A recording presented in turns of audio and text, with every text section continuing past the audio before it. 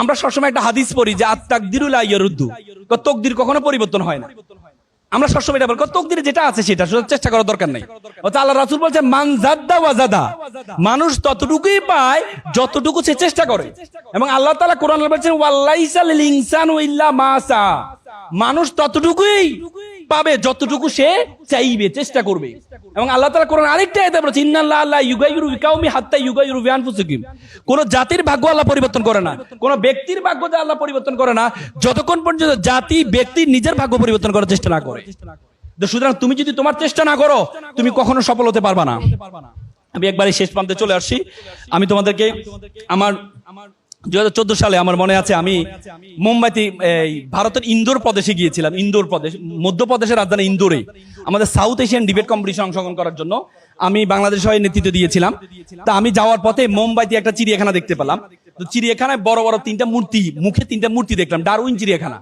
একটা মূর্তি 2 চোখে হাত, একটা মূর্তি 2 কানে হাত, একটা মূর্তি মুখে 2 হাত। হিন্দি ভাষা লেখা আছে, আমি বুঝতে পারলাম না কি লেখা। তা আমি জিজ্ঞেস করলাম, তারা আমাকে বললো চোখে 2 হাত মানে আমি খারাপ কিছু দেখবো না, কানে 2 হাত মানে আমি খারাপ কিছু শুনবো না, মুখে 2 হাত মানে আমি খারাপ কিছু বলবো না। আমার খুব দাগ কেটেছে। আসলে তো সত্য, তুমি যদি খারাপ কিছু না দেখো তুমি কখনো খারাপ কিছু বলবাও না, আর তুমি যদি খারাপ কিছু না বলো তুমি কখনো খারাপ কিছু শুনবাও না। সেখানে একটা বানর ধরার প্রক্রিয়া দেখছে, একটা খাঁচার মধ্যে কিছু বাদাম রাখা হয়েছে, একটা কলা রাখা হয়েছে। বানর আবার কলা এবং বাদাম পছন্দ করে। সে কলাটা নেওয়ার জন্য যখন হাতটা ভিতরে নেয় তখন সে হাতটা বের করতে পারে না। কেন বের করতে পারে না? কারণ কলা সহ হাতটা বের হওয়ার অবস্থা নেই। পরবর্তী সে ধরা খেয়ে যায়। সে চাইলে এখান থেকে মুক্ত হইতে পারে, কিভাবে বলতো? কলাটা ছেড়ে দিলে। কিন্তু সে কলা লালসা ছাড়তে পারে না, পরবর্তী সে ধরা খেয়ে যায়। তোমাদের লাইফে এরকম অনেক বাদাম আছে। Adda is a one kind of badam, gaming is a one kind of badam, Facebook is a one kind of badam, serial is a one kind of বাদাম।